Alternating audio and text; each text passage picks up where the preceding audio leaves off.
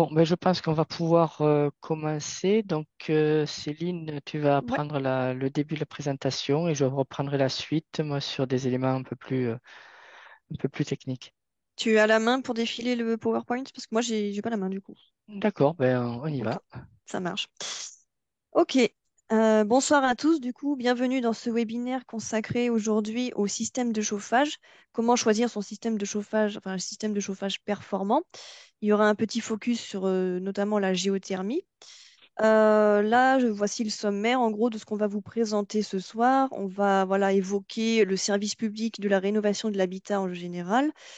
On verra le contexte général. On développera aussi sur qu'est-ce que la chaleur, qu'est-ce que le système de chauffage, avant de passer voilà, au type de chauffage en général. Il y aura un petit focus aussi sur les aides financières actuelles pour cette année et les aides pour 2024. Enfin, voilà, ce qui risque de se passer pour les aides, leur évolution. Et on terminera bien évidemment par les questions et les réponses. Si vous avez des questions, vous avez le chat pour voilà, vous pouvez communiquer par là et on y répondra si possible ce soir. Si on ne peut pas ce soir, ne vous inquiétez pas, on y répondra ultérieurement. Voilà. Alors ensuite, tu peux défiler s'il te plaît, Gilles. Oui. Et par contre, je ne sais pas si j'apparais, moi, en visuel sur le... Alors, du coup, je vais vous présenter voilà, qui sont les intervenants de ce soir, donc moi-même et mon collègue, notre rôle surtout et notre présence sur le territoire. Hop. Ouais.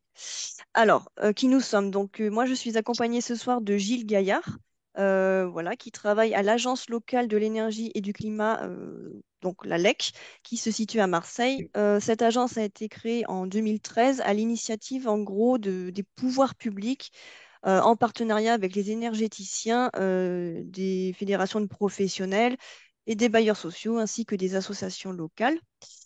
Et moi, du coup, Céline Est-ce que je Canon, peux passer là-bas? je travaille à la Mèche, la Maison Énergie Habitat Climat, qui se situe à Aix-en-Provence. Moi, mon agence a été créée en octobre 97 et fédère environ 55 C'est associations pourquoi je n'arrivais qui pas à intervient joindre. essentiellement dans les domaines de l'environnement, de la qualité de vie, de la préservation du patrimoine, de l'économie solidaire et bien évidemment de l'énergie. Voilà pour les petites présentations. Tac, si tu peux. Voilà, merci. Hop.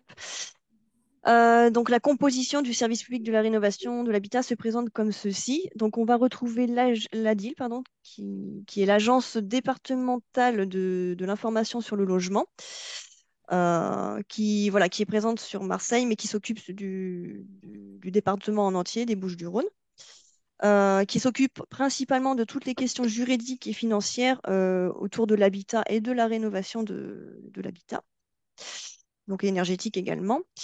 Et aussi, donc nous, l'ALEC et la Mèche qui se situent à Aix et Marseille et où on intervient principalement sur voilà, tout ce qui est projet de rénovation énergétique. Donc en fait, on fait partie du réseau national des espaces conseils France Rénov qui regroupe en gros les structures assurant la mission de service public, d'information, de conseil et d'accompagnement en matière de rénovation énergétique des logements. Voilà. Au niveau de notre présence sur les territoires, comme vous pouvez le voir à l'écran, en fait, au niveau de la cartographie, donc l'ALEC, représentée par Gilles ce soir, s'occupe essentiellement du territoire de Marseille, Martigues et Aubagne. Moi, mon agence, la Maison Énergie Habitat Climat, on s'occupe essentiellement du territoire d'Aix et du Pays Salonnais. Mais La c'est sur partie, téléphone. la partie orangée sur la cartographie, c'est le territoire d'Istres voilà, qui est regroupé entre nos deux structures.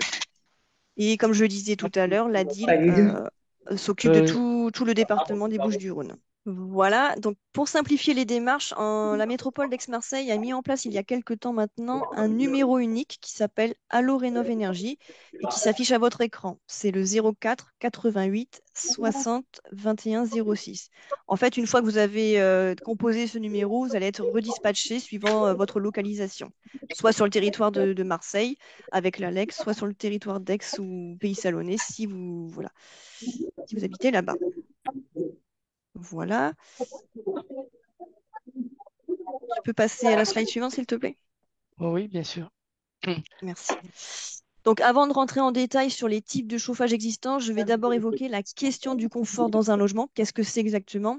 Et également présenter les déperditions principales de celui-ci. Voilà. Gilles, Oui, merci. je suis en Donc train voilà, de batailler sur le... ouais. Comme vous pouvez le voir à l'écran via le petit schéma, en fait, les déperditions principales dans un logement, ça se passe principalement au niveau de la toiture, des façades, mais également au niveau du renouvellement de l'air. C'est très important. C'est souvent ce qui est oublié lors d'une rénovation énergétique, le renouvellement de l'air, alors que c'est très important. Pour chacune de ces zones, on estime à environ 20 à 25% de déperdition quand le logement est mal ou pas isolé et donc pas ventilé. Bien évidemment, c'est une moyenne. Là, on a pris un exemple qui se rapproche approximativement d'une maison construite avant 74. Et avant 74, donc avant le premier choc pétrolier, il y avait zéro isolation. C'est après cette date que les premières réglementations thermiques vont rentrer en vigueur. Voilà. Alors, le confort, qu'est-ce que c'est? Donc, le confort, en fait, ça va dépendre de plusieurs facteurs. Le seul indicateur de la température de l'air, en fait, il suffit pas à dire si une ambiance, en fait, est confortable ou inconfortable. Comme présenté dans le schéma à l'écran, un logement avec une température de l'air à 20 degrés de moyenne pourra être confortable dans un bâtiment performant, donc bien isolé, bien ventilé. Et à contrario, une température de l'air toujours à 20 degrés sera considérée comme inconfortable dans un bâtiment qui est très mal isolé, voire pas isolé. Donc en fait, la température ressentie se calcule ainsi. C'est la température ambiante, donc ici 20 degrés dans l'exemple à l'écran, plus la température de paroi. Donc la température de 20 degrés plus la température de paroi à 14 degrés divisé par 2 nous donne une température ressentie de 17 degrés pour la situation inconfortable, donc représentée par le petit bonhomme en bleu. Donc situation inconfortable, ça représente un logement mal ou pas isolé. Pour un logement bien isolé qui correspond à la situation de confort, une température moyenne, enfin ambiante de 20 degrés avec une température de 19 degrés pour la paroi divisé par 2 nous donne une température ressentie de 19,5. Ce qui est très bien. Enfin, la moyenne aujourd'hui, c'est plutôt 19 degrés. Donc on est plutôt bien. Là. La manifestation de l'eau chaleur, comment elle intervient, cette chaleur? Comment elle se manifeste et comment elle se propage? Donc la chaleur, en fait, c'est un transfert d'énergie thermique, donc qui se fait toujours du plus chaud vers le plus froid. Donc en hiver, ce transfert va se faire de l'intérieur du logement, donc du plus chaud, vers l'extérieur, le plus froid. En été, du coup, c'est l'inverse qui va se produire. Le transfert va se faire de l'extérieur, là où il fait par exemple 30 degrés, vers l'intérieur du logement, où il fait approximativement, on va dire, 25. J'abuse peut-être un petit peu sur le chiffre, mais voilà. C'est souvent du coup ce qui va provoquer des surchauffes dans le logement. Et cette chaleur, comment elle se propage? Il y a trois manières possibles. Soit par conduction thermique, qui est spécifique au solide, c'est-à-dire dans conduction, on peut garder en tête le mot dur qui signifie solide, soit par convection thermique, qui est spécifique là au fluide. On peut penser au mot vent dans convection, qui est un mouvement d'air, et l'air est considéré comme un fluide. Et la troisième manière de se propager, en fait, c'est par rayonnement thermique. Celui-ci se manifeste en fait lorsqu'un matériau accumule de l'énergie avant de le rejeter sous forme de radiation infrarouge. Donc là, c'est représenté au niveau des petits schémas. La convection, donc la conduction et le rayonnement. Voilà, donc maintenant je vais passer au système de chauffage et voilà, qu'est-ce que c'est concrètement. Donc, l'installation de chauffage, qu'est-ce que c'est? Donc, premièrement, on va avoir un système qui correspond à la production. La production, c'est l'élément qui va produire la chaleur. Donc, par exemple, une chaudière, une pompe à chaleur, etc. Ensuite, on va trouver le système d'émission. C'est ce qui permet en fait de diffuser la chaleur dans le logement. Par exemple, un radiateur. Parfois, par contre, le système de production et d'émission peut être le même. On peut prendre par exemple voilà, le radiateur électrique, qui va à la fois servir de production et d'émetteur. La distribution, en fait, c'est la tuyauterie qui va transporter la chaleur du point de prod au point d'émission. Donc là, on peut prendre pour exemple une chaudière qui va être le point de production et qui va distribuer la chaleur via de la tuyauterie, entre guillemets, jusqu'à l'émetteur, donc jusqu'au radiateur. Il faut noter que la production renvoie à l'énergie consommée, donc c'est ce qu'on va payer en gros sur la facture, alors que l'émission, elle, va renvoyer à l'énergie fournie, donc aux besoins de chaleur du logement. Ce besoin de chaleur, il faut noter qu'il va dépendre du niveau d'isolation, bien évidemment, mais également de tous les apports solaires. Si vous avez, si vous avez un logement qui est orienté plein sud, par exemple, avec beaucoup d'ouverture, vous allez avoir beaucoup d'apports solaires gratuits. Bien évidemment, pour que ce système soit performant, voilà, il faut un système de régulation également qui va gérer à la fois et les déperditions et les apports. Tout ça, bien évidemment, pour éviter de chauffer en non-stop et donc votre consommation. Je veux juste terminer, voilà, par le système de programmation qui est également nécessaire pour bien gérer sa consommation au moment clé, au moment donc où on va s'en servir, où on en a besoin. Voilà, je passe la main à mon collègue Gilles qui va vous parler des types de chauffage. Donc effectivement, sur les différents types de chauffage, ben, les chauffages les plus simples qui sont effectivement, comme l'a dit Céline, à la fois producteurs et émetteurs, ce sont les systèmes électriques, convecteurs, radiants ou rayonnants. Alors le rayonnant, c'est ça peut être par un plancher chauffant électrique. Donc ces systèmes électriques, ben, quels qu'ils soient, sont en fait très énergivores parce que pour 1 kWh de chaleur fournie, eh bien, il va en consommer 1 kWh d'électricité. Ce ne sont pas de fait des systèmes performants, même si certains permettent d'avoir une régulation un peu plus intéressante, comme les radiateurs à inertie, et un confort plus intéressant. Ce n'est tout de même pas des systèmes qui sont performants. Au niveau d'autres systèmes de chauffage, ce sont les systèmes hydrauliques. Donc, comme l'a relevé, avec un producteur, donc qui peut être une chaudière ou une pompe à chaleur. Et donc, le chauffage hydraulique, en fait, c'est ce système qui permet de chauffer toute l'habitation depuis une seule source de production de chaleur. Et ce cœur, qui peut être classiquement la chaudière, va produire de l'eau chaude. Et cette eau, chauffée à haute, moyenne ou basse température, en fonction du circuit, va traverser tout le circuit de chauffage central.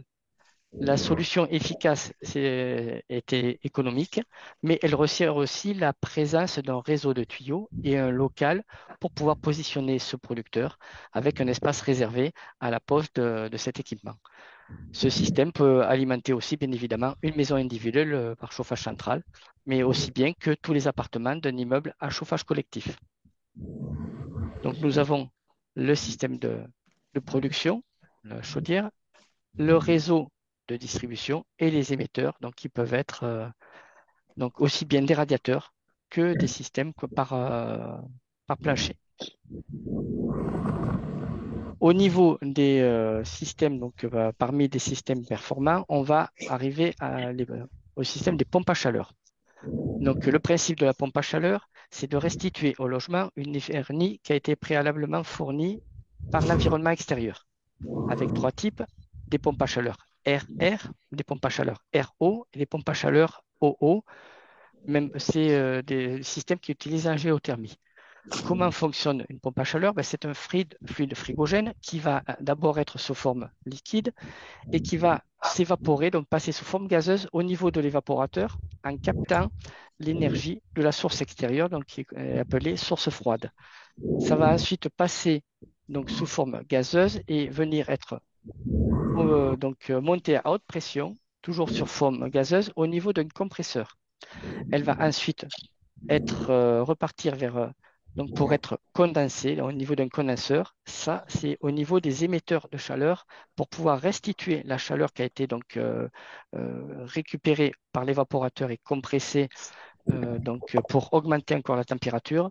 Elle va être diffusée au niveau de condenseur et ensuite va repartir donc au niveau de l'étendeur pour être repassée à basse pression et continuer et reprendre le cycle de chauffage.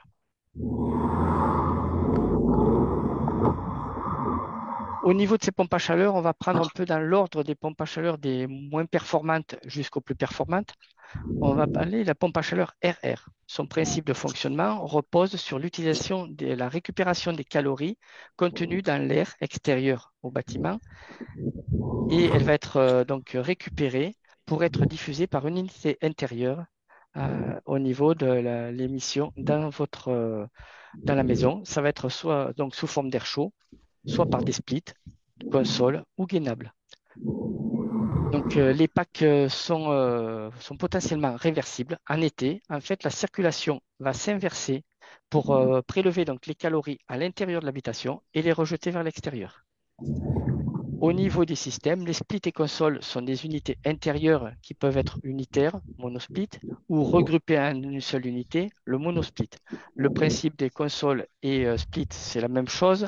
La console, ce sont des éléments muraux positionnés au sol et qui développent souvent des puissances plus importantes que les splits, qui eux sont en fixation murale, souvent en hauteur. Autre système, c'est le système sous gainable. Donc là, il y a une seule unité intérieure qui va en fait souffler l'air dans un réseau de gaines avec des diffuseurs dans chacune des pièces à chauffer. C'est un système qui est très classique dans les bureaux professionnels, les magasins. Les principes de fonctionnement d'une PAC RO. Donc, on est sur aussi l'utilisation des calories contenues dans l'air extérieur, mais là, on va restituer la chaleur dans un échangeur pour la transférer à un réseau hydraulique de chauffage. Même principe de chauffage central. Le rendement d'une PAC RO est supérieur à celui d'une PAC RR car l'échange thermique est plus efficace au niveau d'un échangeur RO.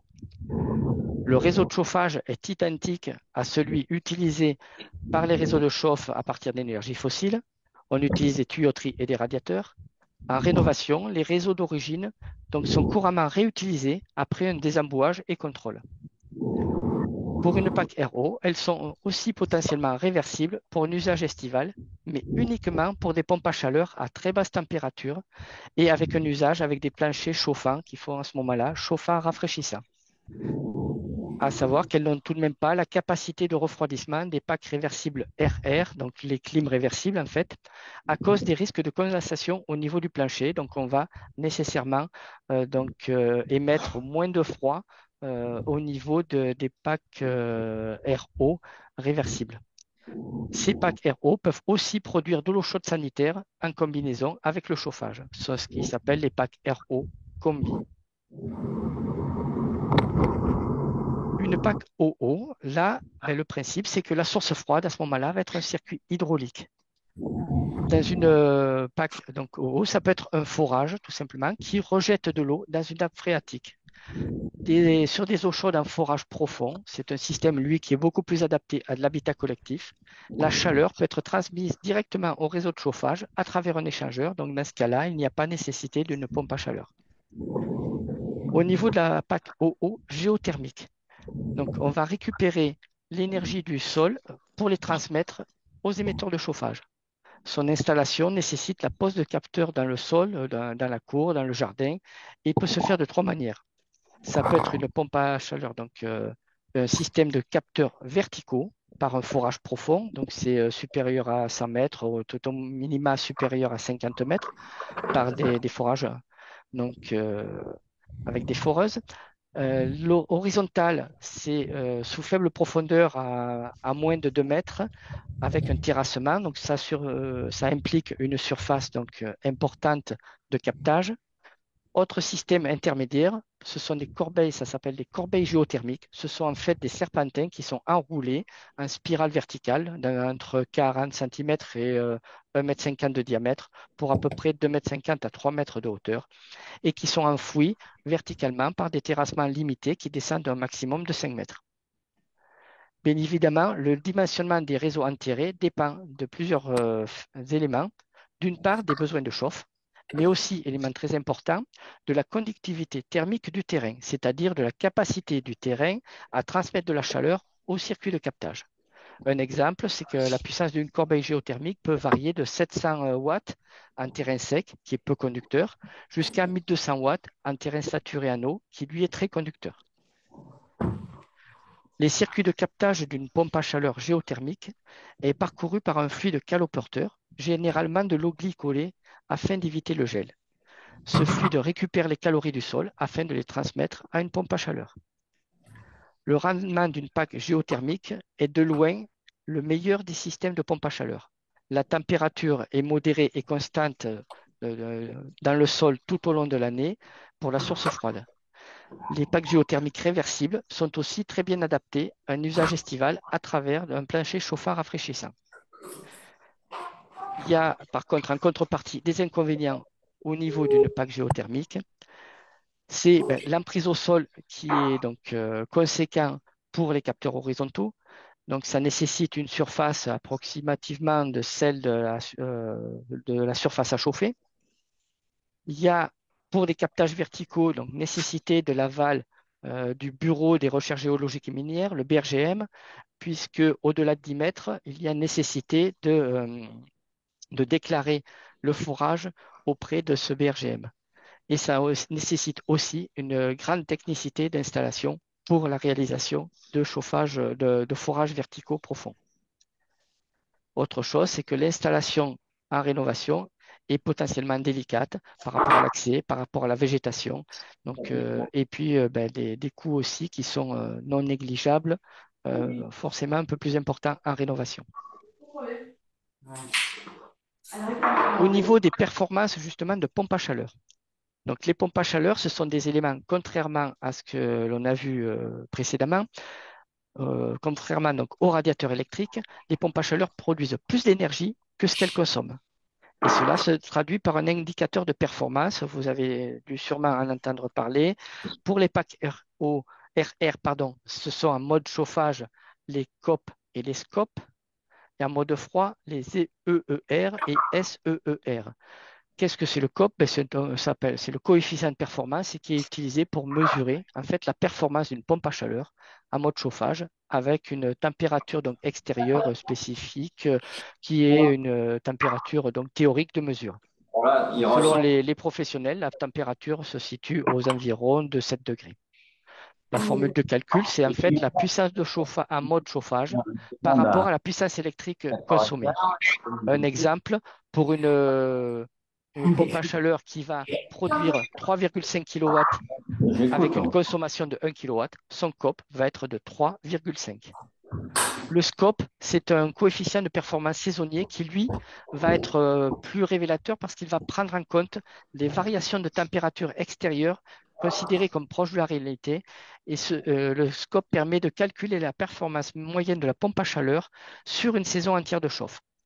Ça permet d'obtenir une mesure plus précise de la performance globale de la pompe à chaleur. Et il est mesuré à partir de 4 températures, à -7, +2, +7 et +12 degrés. Et la formule de calcul, c'est la puissance de chauffage sur une saison par rapport à la puissance électrique consommée sur une saison. Par exemple, pour 15 kW produit de chaleur sur la saison avec 4 kW consommés, eh bien le scope va être de 3,75. En mode froid, le mode de calcul va être le EER, qui est un indicateur de performance utilisé pour mesurer donc, la performance du climature réversible, là aussi à une température idéale en mode froid. La température extérieure couramment utilisée pour le T'entends ce calcul qu'il dit? Oui, oui, est oui. de 35 degrés. Je vous prie de m'excuser, mais ça résonne. Je ne sais pas qui n'a pas coupé son micro. Et donc, la formule de calcul pour le R, c'est la puissance en mode climatisation par rapport à la puissance électrique consommée là aussi. Donc, pour 3,5 kg de refroidissement donc, produit avec une consommation électrique de 1,2 kWh, on va avoir un EER de 2,92. Le SEER, là aussi, c'est la même chose, mais sur une saison de refroidissement complète. Et le SEER, donc on s'assure que les températures extérieures se situent entre plus 13 pardon, et plus 46. Et le choix des températures va varier selon les régions géographiques et les conditions climatiques locales. La formule de calcul, c'est pareil. Donc, c'est la puissance donc, produite de refroidissement par rapport à la puissance électrique consommée sur la saison. Pour 4,5 kilowatts de puissance consommée avec 500 kilowatts de puissance de refroidissement fourni, eh bien le SER va être de 8,5. Pour la PAC RO, le système est un petit peu différent. En mode chaud, tout au moins. En mode froid, il va être identique, mais en mode chaud, donc mode froid, les EER et SER. Pour le mode chaud, donc l'élément de calcul va être ce qui s'appelle l'ETAS. C'est un indicateur de performance qui permet de définir le rendement de la pompe à chaleur RO sur une année complète et il s'exprime en pourcentage. Il correspond à la quantité d'énergie produite par rapport à l'énergie consommée et multiplié par 100 pour correspondre à un pourcentage. Donc, sur une pompe à chaleur qui a un ETAS de 150%, eh bien, elle va produire 1,5 fois plus de chaleur que l'électricité consommée. Autre système, donc là, les systèmes émissifs, ça va être le plancher chauffant, qui peut être plancher chauffant rafraîchissant. Donc sur la photo, vous voyez effectivement un réseau d'implantation d'un plancher chauffant. Là, c'était sur une installation à neuf, mais ça peut se faire de la même façon en rénovation. C'est un système donc, qui assure les meilleurs conforts et les meilleurs rendements. Il est très bien adapté à tous les types de chauffage par énergie renouvelable. Les pompes à chaleur RO, la biomasse, la géothermie, les pompes à chaleur OO, donc, et aussi sur le solaire thermique. Il permet d'assurer la fonction aussi de rafraîchissement s'il est associé à des pompes à chaleur PAC RO ou PAC OO. Son implantation intègre aussi l'isolation du plancher bas. C'est un élément qui peut être notable, donc aussi bien en neuf qu'en rénovation. Bien évidemment, il y a aussi des inconvénients au niveau du plancher chauffant. C'est que sa mise en œuvre en rénovation est très difficile pour trois raisons principalement. C'est que ça nécessite de complètement dégager les pièces dans lesquelles va être installé le plancher. Donc, quand on n'habite pas dans le lieu, ce n'est pas un souci. Lors, par exemple, d'une acquisition de- Un logement neuf. d'un logement neuf et enfin, d'un logement, non pas neuf, mais d'un logement en achat, d'un logement en rénovation. Et donc, on a décidé de refaire des travaux et des réaménagements, que par exemple, le sol est dégradé. Donc, ça vaut le coup, effectivement, à ce moment-là, d'investir sur du plancher chauffant. Euh, il se pose aussi un autre problème qui peut être par rapport à l'emprise au sol. Donc, un plancher chauffant, ça fait à peu près 10-15 cm d'auteur. Dans certains cas, ça ne pose pas de souci pour le refaire. Par contre, dans certains cas, il se pose le problème des seuils au niveau des menuiseries, puisque, comme je l'ai dit, la réhausse est d'environ 10 à 15 cm par rapport au niveau du sol. Autre élément, c'est du plancher chauffant, c'est qu'effectivement, par rapport à une PAC réversible RR, sa capacité de refroidissement est limitée par des risques de condensation au niveau du plancher. Et donc, on va nécessairement faire circuler de l'air, régler la, la température de circulation de l'air de refroidissement en fonction de ces risques de condensation au niveau du sol. On va, donc, mais sans problème, pouvoir obtenir des températures de l'ordre de 25 degrés tout de même dans la maison. Quand il fait 35-40 degrés à l'extérieur, on est très très bien à entre 25 et 28 degrés dans la maison. Donc voilà sur ce plancher chauffant rafraîchissant. Autre élément au niveau des systèmes donc, performants, donc on a évoqué les pompes à chaleur. Maintenant, on va évoquer les systèmes solaires. Donc, avec les systèmes solaires combinés. La source principale, là, va être le soleil, tout simplement. Des capteurs thermiques sont connectés à un circuit primaire qui va être donc ce circuit fermé primaire, ici, pour chauffer un ballon de chauffage, un ballon d'eau chaude. Ces ballons donc, vont être de l'ordre donc des ballons à grande capacité pour le chauffage, à minima 500 litres. Maintenant, même on devrait passer à 800 litres et jusqu'à 1500 litres, voire au-delà en fonction des puissances nécessaires et des surfaces et des volumes surtout à chauffer. Donc, ce ballon va être une interface entre la production solaire et le circuit d'utilisation.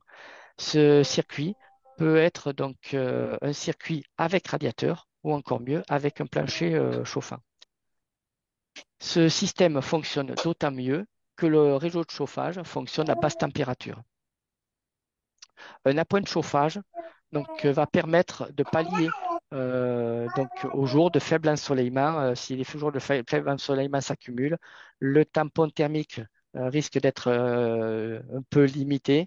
Et donc, à partir de là, on va pouvoir apporter un complément de chauffe dans ce tampon avec une autre énergie qui peut être une PAC, qui peut être notre système d'appoint, éventuellement électrique. Mais c'est vrai qu'une pompe à chaleur en relève peut être potentiellement intéressante pour ce système. À savoir que lors de l'installation d'un système combiné, il y a un point donc à privilégier, c'est positionner le système solaire comme système principal et non pas l'inverse, parce qu'effectivement, l'inverse, à ce moment-là, ça fonctionne très mal. Peut-être avez-vous eu pour certains des échos en disant, ouais, non, le système solaire, le chauffage solaire, ça ne marche pas. Si, si, ça marche très, très bien, mais il faut que le système, l'autre apport d'énergie soit le système d'appoint et uniquement d'appoint. Et là, on va pouvoir maximiser la chaleur gratuite du soleil et avoir un système qui est très, très efficace et qui coûte très, très, très peu cher. Donc là aussi, le système de solaire peut être couplé à la production d'eau chaude. Le circuit d'eau chaude va être positionné en partie haute du ballon accumulateur.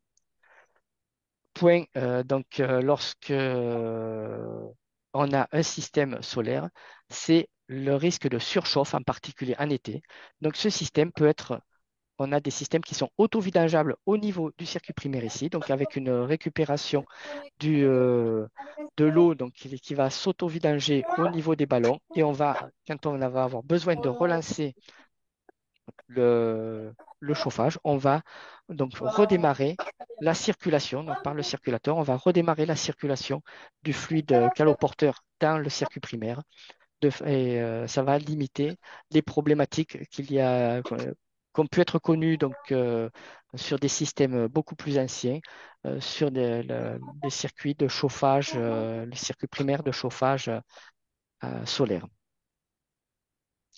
Autre élément, ça va être l'inclinaison au niveau des capteurs solaires. Donc, une inclinaison qui va privilégier le fonctionnement hivernal, c'est-à-dire donc une inclinaison de l'ordre de 50 degrés, voire plus par rapport à l'horizontale, va aussi limiter les risques de surchauffe estivale et va aussi favoriser le rendement du système sur l'année, puisqu'on va récupérer plus de chaleur en hiver et c'est le moment où, bien évidemment, on en a le plus besoin. Ces types de capteurs solaires thermiques, on a principalement deux types de capteurs qui sont les capteurs plans. C'est la première technologie qui a été mise en œuvre où un fluide caloporteur circule dans un réseau sous la surface noire du capteur pour collecter la chaleur.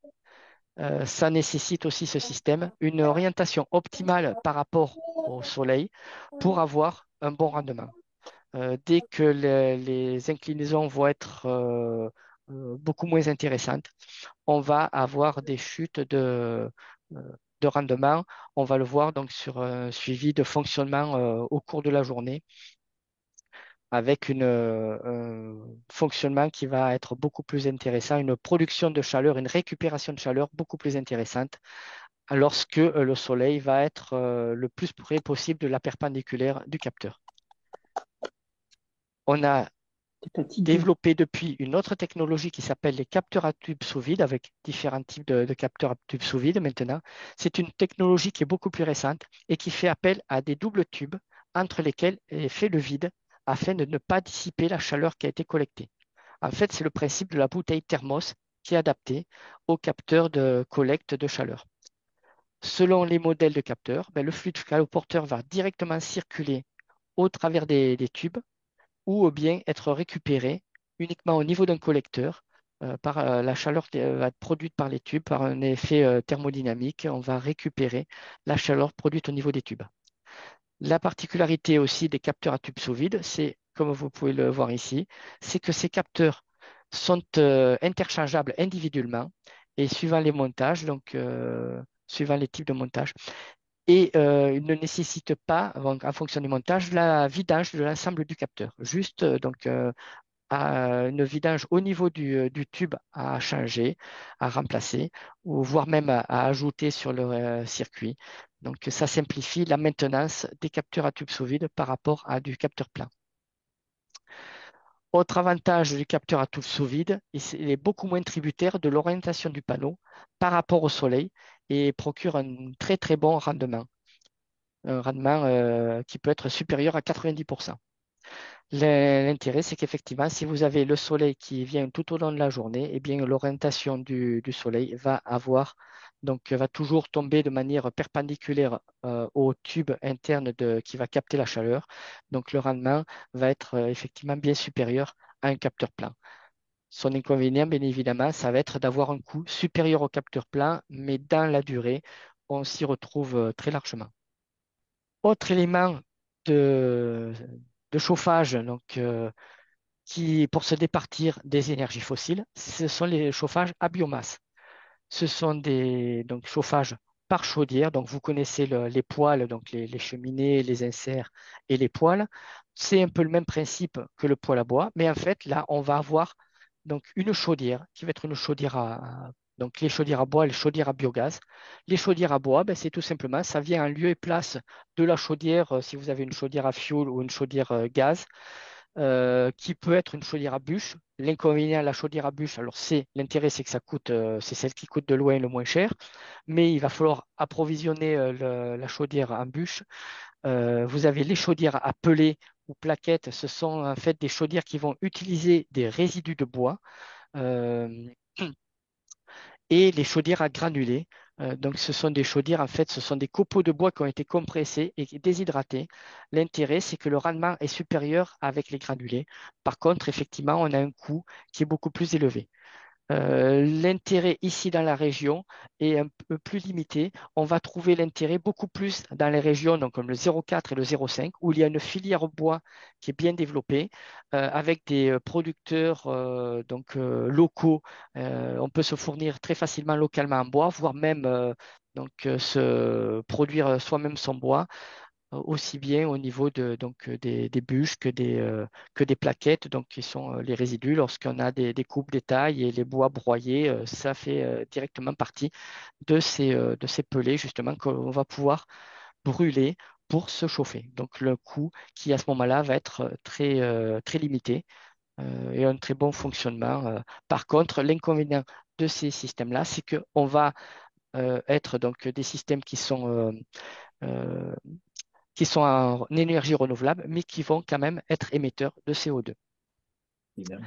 Autre type de chaudière, c'est la chaudière à biogaz. Là, on va brûler dans la chaudière le gaz produit par la fermentation au niveau des déchets organiques.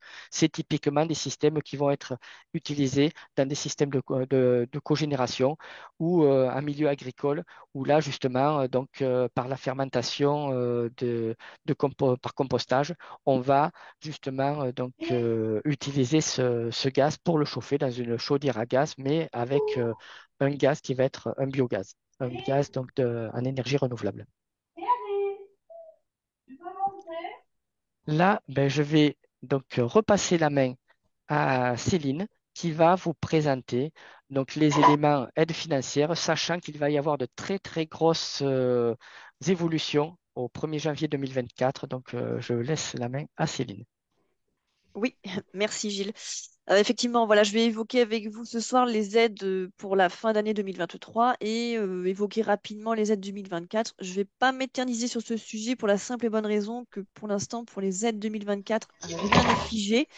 On a simplement des axes d'orientation, mais rien d'officialisé. S'il vous plaît, est-ce que vous pouvez couper vos micros? Merci.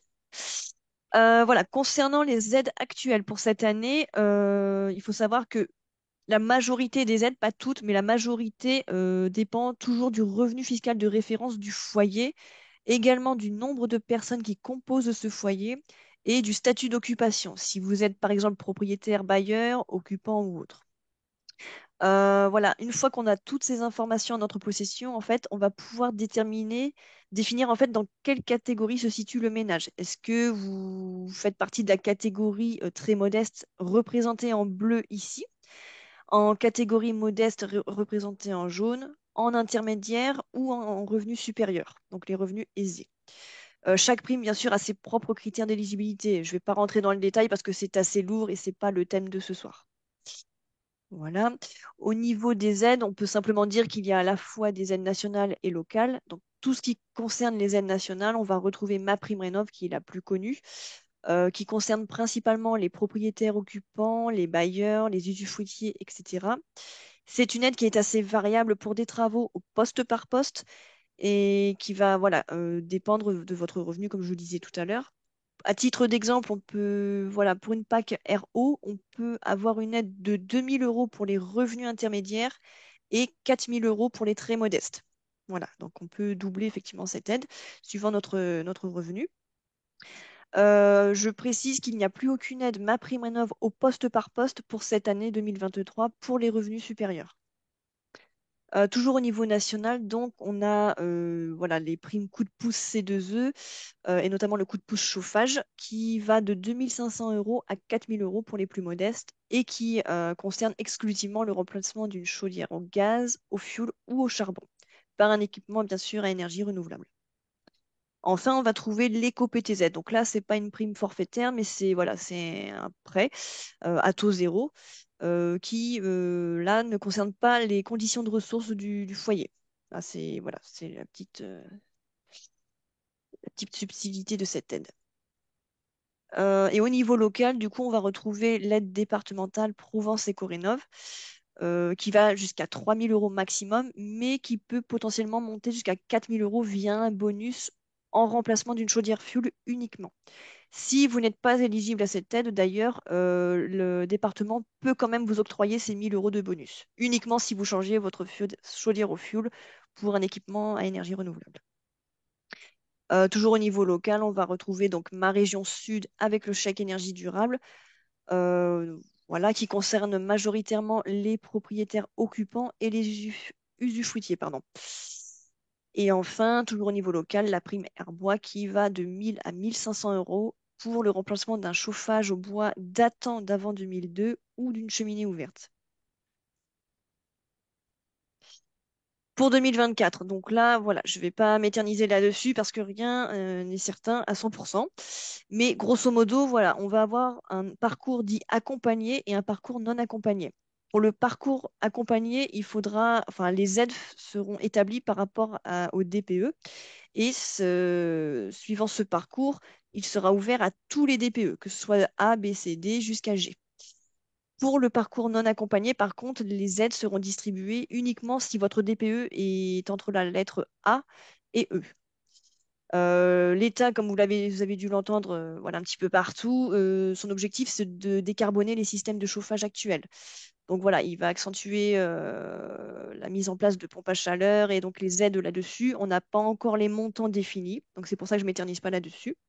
Mais voilà, on va vraiment axer la décarbonation des systèmes de chauffage. Les critères communs pour ces deux parcours, accompagnés et non accompagnés, c'est voilà, le but, c'est de sortir des énergies fossiles. Grosso modo, post-travaux, l'émission de CO2 devra au pire être égale à l'émission avant travaux. Voilà, le but, donc, c'est bien de sortir de ces énergies fossiles et de décarboner. Voilà, donc pour conclure, on peut dire, comme on a pu le voir dans la présentation de ce soir, que le chauffage, en fait, à lui seul, il ne permet pas de compenser les pertes de chaleur. Enfin, si, il va les modérer, en fait, voilà, mais il va pas les stopper en soi. Il faut absolument isoler son logement pour que ce soit efficace. Aujourd'hui, comme on a pu le voir, il y a beaucoup de systèmes de chauffage qui existent, avec chacun leurs avantages et leurs inconvénients, comme on a pu le détailler tout à l'heure. L'évolution des aides 2024 sera normalement bénéfique pour le remplacement de son système de chauffage par un autre plus performant.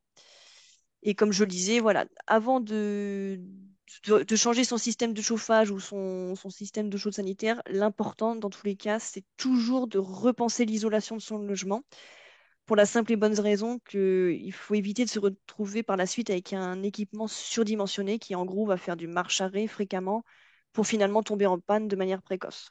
Voilà, donc la clé, ça reste tout de même l'isolation. Et je reprécise aussi, et aussi consommer beaucoup plus sur un système qui passe son temps à faire marche arrêt. C'est beaucoup plus flagrant encore sur les pompes à chaleur. Tout à fait. Voilà, donc si vous voulez nous contacter, vous avez à l'écran notre mail pour chaque entité et notre numéro de téléphone. Mais comme je le rappelle, le numéro unique de la métropole d'Aix-Marseille reste le 04 88 60 21 06. Une fois que vous avez composé ce numéro, vous allez tomber sur une personne qui fait partie donc de Allo Rénov Énergie et qui redispatchera entre la LEC et la mèche suivant votre localisation. Voilà, merci pour votre attention. Donc, Maintenant, on va passer aux questions et réponses. tout à fait. Donc, on va aller voir un petit peu les. J'ai répondu à quelques-unes, mais je vois qu'il y en a d'autres qui se sont ajoutées. Alors, j'ai une question qu'est-ce que le mode froid pour une pompe à chaleur RO? Donc, le mode froid, ben, c'est tout simplement lorsqu'on va, donc ce sont des pompes à chaleur réversibles. En fait, tout le monde connaît la clim, et là, en particulier la clim réversible. C'est une pompe à chaleur RR, la clim, et une R réversible, c'est-à-dire qu'elle peut à la fois faire le chaud en hiver et faire le froid en été. Les clims réversibles, en fait, sont essentiellement conçus pour faire le froid et par inversion du mode de fonctionnement, vont faire le chaud en hiver. Sur une pompe à chaleur RO réversible, elle est essentiellement faite pour produire de la chaleur en hiver et en inversant le mode de fonctionnement, on va produire de la fraîcheur, c'est-à-dire qu'en fait, on va extraire la chaleur du logement l'été pour le rejeter dans l'air extérieur. Là, pour une pompe à chaleur, par contre, RO réversible, ça ne pourra fonctionner, par contre, un élément très important, qu'avec du plancher chauffant, rafraîchissant, donc, parce que c'est le seul système qui permette, par un réseau hydraulique, de pouvoir Oui, allô? faire du froid sans poser de soucis. Autre bon, voilà, bon, la fonction qui permet de rafraîchir, effectivement, c'est la fonction climatisation. Je crois avoir répondu à la question. Alors, une PAC RO, haute température sur chauffage central. Donc là, il y a une question pour me garantir une température à 21 degrés, quelle que soit la température de l'air extérieur. Quelle que soit la température de l'air extérieur, donc il y a un élément à préciser au niveau de pompe à chaleur RO, une pompe à chaleur même RR. En fait, une pompe à chaleur, plus la température extérieure est basse, plus elle va avoir de mal à produire de la chaleur. Donc, dans la région avec des températures légèrement négatives, c'est ça se fait. Les pompes à chaleur, théoriquement, peuvent descendre, fonctionner jusqu'à des températures de -20, -25 maintenant sur les nouveaux modèles.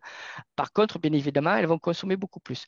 Chose à savoir, c'est que sur ces journées de température extrême, en fait, les pompes à chaleur vont utiliser leur système d'appoint, c'est-à-dire qu'en fait, elles vont utiliser des résistances électriques pour compléter leur mode de fonctionnement. Donc oui, elles vont vous fournir la chaleur. Donc s'il a été correctement dimensionné, elle va vous fournir la chaleur aux jours plus froids, les plus froids de l'année dans votre maison.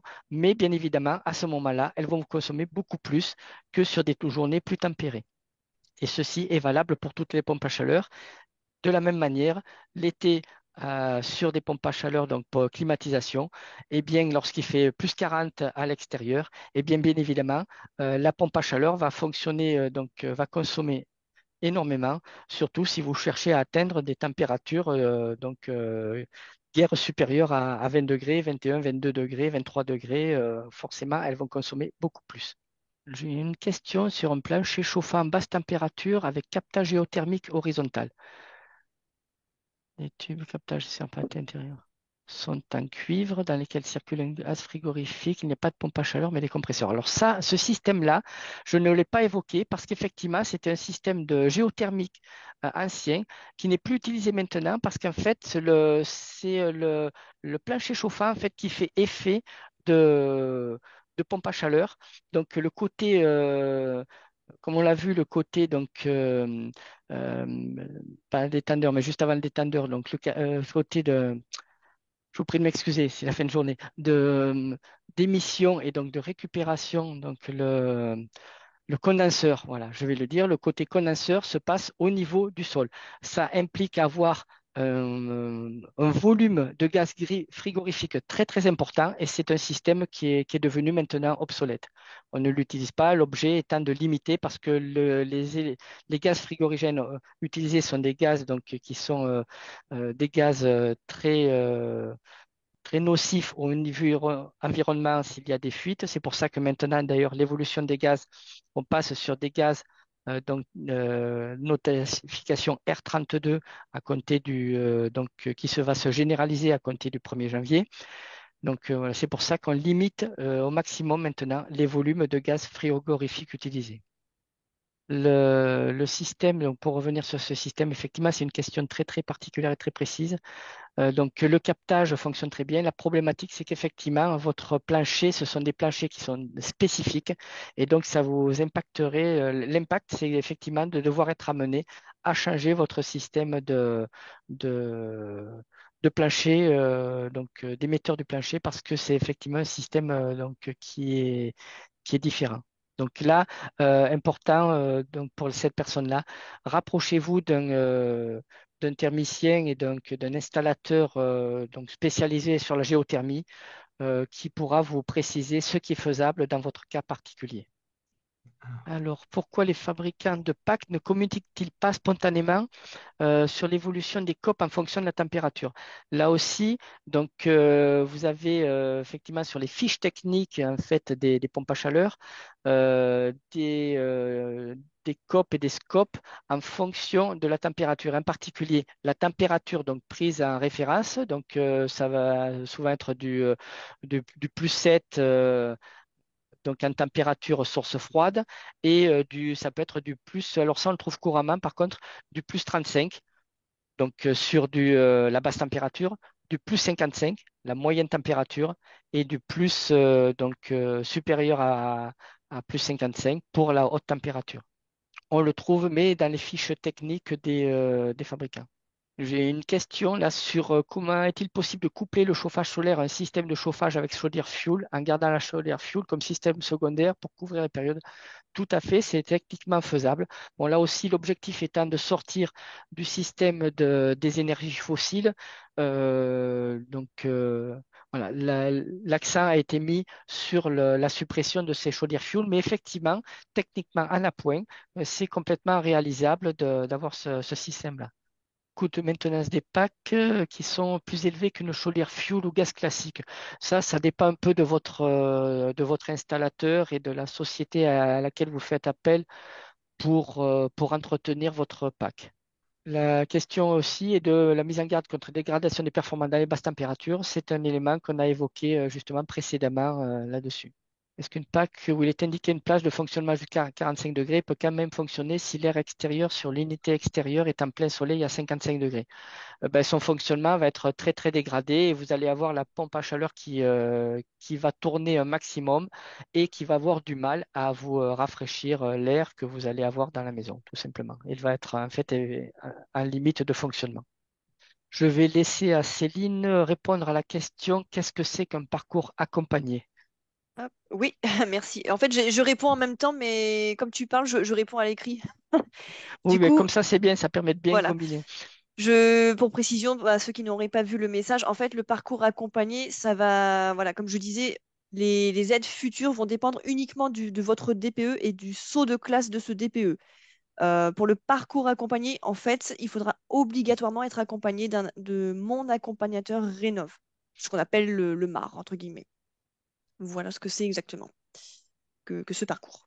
Et c'est cette personne, ce MAR, du coup, mon accompagnateur Rénov, qui viendra faire l'audit, qui permettra de déterminer les travaux prioritaires voilà, dans votre logement. C'est lui qui vous accompagnera tout au long de votre projet. Alors, les taux d'inclinaison des toits dans notre région. Oui, classiquement, les taux d'inclinaison des toits dans la région, donc c'est un peu plus élevé, c'est 30%. 30%, ça correspond à peu près à 15 degrés. Donc, certains toits, on trouve sur certaines réalisations il y a une vingtaine d'années, avec des toits plus plats de l'ordre de 20-22%. Mais là, classiquement, on est sur du 30%, donc à peu près 15 degrés dans la région. Enfin, sur la région, donc sur le département, hein, quand je dis la région, parce que si vous montez toujours dans la région donc, sud, si vous montez dans les Alpes, donc dans le 0,4, dans le 0,5, là, vous allez trouver des toits jusqu'à 45 degrés, c'est-à-dire 100% de pente. Existe-t-il un site ou une application pour estimer un coût d'installation par rapport à la température extérieure? Alors ça, je sais pas si Gilles, tu Euh, as une idée. un Honnêtement, site par... ouais. Pour estimer le budget également, hmm, j'avoue que personnellement, je n'en connais pas. Si attends, quelqu'un... je vois pas, j'ai pas retrouvé la question, C'est donc à la fin, en si... fait. Ah, C'est d'accord, après les inclinaisons du toit. d'accord. En fait, j'étais en train de les... Donc après les inclinaisons de toit, un comparatif de coût d'installation et d'utilisation des dispositifs présentés. Ça, c'est un élément que l'on pourrait mettre au niveau d'une réponse post-web. Oui. Donc, voilà, c'est un élément qu'on pourra apporter. Donc, là aussi, avec une fourchette donc, relativement large de prix. Mais oui, on pourra présenter un comparatif succinct d'installation. Donc, d'utilisation, les coûts d'utilisation, là aussi, c'est autre chose, mais effectivement, c'est bien de le noter parce qu'il y a des coûts d'installation qui peuvent être plus élevés, voire nettement plus élevés, mais au niveau du coût de fonctionnement, il est quasiment nul. En particulier, donc, c'est au sujet du solaire. Et dans le global, sur la durée de vie, c'est beaucoup plus intéressant, effectivement, la difficulté étant l'investissement au départ. C'est pour ça que les aides vont aider à réaliser cet investissement de départ. Pour toutes les questions du début là, qui concernent des cas particuliers, voilà, où c'est vraiment du cas par cas, là, on répondra également de manière, enfin, plus tard. Voilà. Vous inquiétez pas, on vous renverra tout ça et on répondra, voilà, suivant votre localisation. Là, je vois la première question, c'était sur Aix. Et la deuxième, je ne sais pas. Et voilà, c'est un cas vraiment particulier qui rentre beaucoup dans les détails. Donc là, on répondra ultérieurement. Là, je reprends une question aussi. Peut-on remplacer Oui. une chaudière gaz par une pompe à chaleur dans le cas d'un chauffage central avec des radiateurs? Oui, tout à fait, c'est complètement appliqué. Là aussi, sachant que si vous avez des radiateurs qui sont des radiateurs à haute température, en particulier des radiateurs en fonte, ça veut dire que votre chaudière, donc, est une chaudière qui fonctionne à haute température, c'est-à-dire une sortie d'eau aux environs de 80 degrés, voire même des fois un petit peu plus. Là, effectivement, la pompe à chaleur, donc en remplacement, va nécessairement être moins performante que si vous étiez sur des températures plus basses. Si vous avez des radiateurs, par exemple, en fonte d'aluminium, qui fonctionnent à une température de fonctionnement de l'ordre de 55 degrés, et bien là, forcément, la pompe à chaleur sera, donc pompe à chaleur moyenne température, sera plus efficace et donc aura un rendement supérieur. Donc, pour la même puissance de chauffe fournie, aura une consommation moindre. Peut-on remplacer des chaudières gaz par des panneaux solaires thermiques dans le cas d'un chauffage central avec radiateur? Oui, c'est faisable, mais ça sera nécessairement plus efficace si vous avez des radiateurs au plus à moyenne température. Il existe aussi des radiateurs à plus basse température, en dehors du plancher chauffant, qui sont des radiateurs muraux et qui, eux, fonctionnent de l'ordre de 40-45 degrés, donc, et avec donc une émission qui est plus douce que d'autres types de radiateurs. Et là, forcément, le chauffage solaire sera plus adapté puisque c'est beaucoup plus facile d'obtenir un tampon d'eau chaude et de le conserver surtout sur une température donc plus basse que sur une température donc de plus basse, c'est-à-dire de l'ordre de 35, 40, 45 degrés, que si on a besoin de monter à 60 degrés ou plus dans le ballon. Ça se fait, mais voilà, le fonctionnement, il sera un peu dégradé par rapport à des radiateurs qui fonctionnent à plus basse température. C'est beaucoup, beaucoup moins adapté sur des radiateurs, donc type les anciens radiateurs fonte à haute température. Oui, il y a des personnes qui demandent si on intervient sur Avignon, donc non. J'ai répondu à la personne en indiquant le lien sur le site France Rénov. Vous pouvez, en indiquant votre adresse, trouver votre agence de proximité. Et c'est cette agence qui vous répondra et voilà, vous aiguillera dans les démarches. Pour Il y a une l'accompagnateur. question. Oui, Oui, pardon. vas-y. Vas-y, Non, vas-y. juste pour répondre à la question, un parcours non accompagné a-t-il des critères de sélection, revenus, type de travaux, etc. Comme dit tout à l'heure, pour le moment, on n'a pas tous les critères en notre possession. On ne sait pas exactement ce qui va être décidé à ce niveau-là. Mais logiquement, si on suit ce qui a été fait sur les années précédentes, oui, on devrait avoir des critères d'éligibilité, etc., de revenus, etc. Mais pour le moment, voilà, on ne se positionne pas parce qu'on n'a pas d'éléments concrets. Voilà, il y aura un webinaire consacré sur ces aides de 2024 en janvier ou février. Il y a une question intéressante qui est sur le solaire sur des toits orientés est-ouest. Les capteurs à tubes, oui, effectivement, deviennent plus intéressants sur ces toits-là du fait donc de la course du soleil. Bon, par contre, c'est vraiment à étudier au cas par cas. Euh, Chose aussi, élément à connaître et qui est intéressant et important, c'est que en façade, les capteurs thermiques solaires en façade fonctionnent très bien et encore plus lorsque ce sont des capteurs à tubes sous vide. C'est aussi des éléments qui sont à prendre en compte. J'ai des exemples que je connais bien sur une région qui est tout autre, qui est une région beaucoup plus froide qu'ici, qui est le Jura, où la maison est chauffée uniquement par du chauffage solaire avec des planchers chauffants. Donc, il y a beaucoup de nouveaux messages qui sont arrivés. Je crois qu'on va encore répondre à quelques questions et on répondra donc aux derniers messages qui sont arrivés à l'écrit, à l'issue de ce, de ce webinaire, pardon. Céline, sur la question, Mar est-il une personne qui a réalisé un audit énergétique préalablement?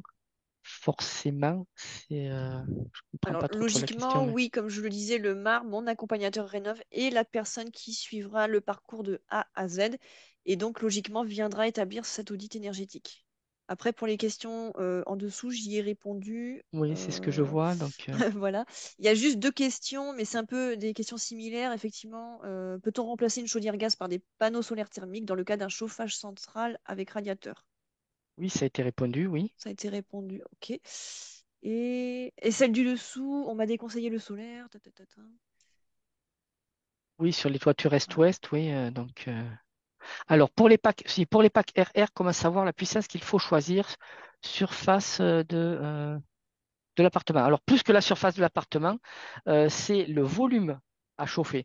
Parce que vous pouvez avoir un appartement qui... Alors, il y a plusieurs éléments. D'une part, ouais, effectivement, le volume à chauffer. Et d'autre part, si vous êtes un appartement avec de la mitoyenneté, si vous avez un appartement avec sur deux niveaux, forcément, la puissance de chauffe sera nécessairement plus faible que sur une maison isolée de plein pied en plein vent sans aucune mitoyenneté. Et ce qui est bien évidemment, c'est le volume à chauffer ou à refroidir dans le cas des climatisations. Chose importante, et même très importante, les pompes à chaleur, en fait, le dimensionnement, d'une part, lorsque vous faites établir des devis pour des dimensionnements pour des pompes à chaleur, les entreprises sont tenues de fournir des calculs de, de déperdition et donc de besoin de chauffe de votre maison et leurs pompes à chaleur proposées doivent être calées sur ces calculs déterminés, donc qui vont dépendre à la fois de la qualité d'isolation de votre maison, des apports solaires qui peuvent avoir lieu dans votre maison. Les apports solaires se font à travers les vitrages et de votre température de confort et de la température extérieure, donc dite température de référence, qui est la température la plus basse qui est prise en compte officiellement sur le site où on se trouve.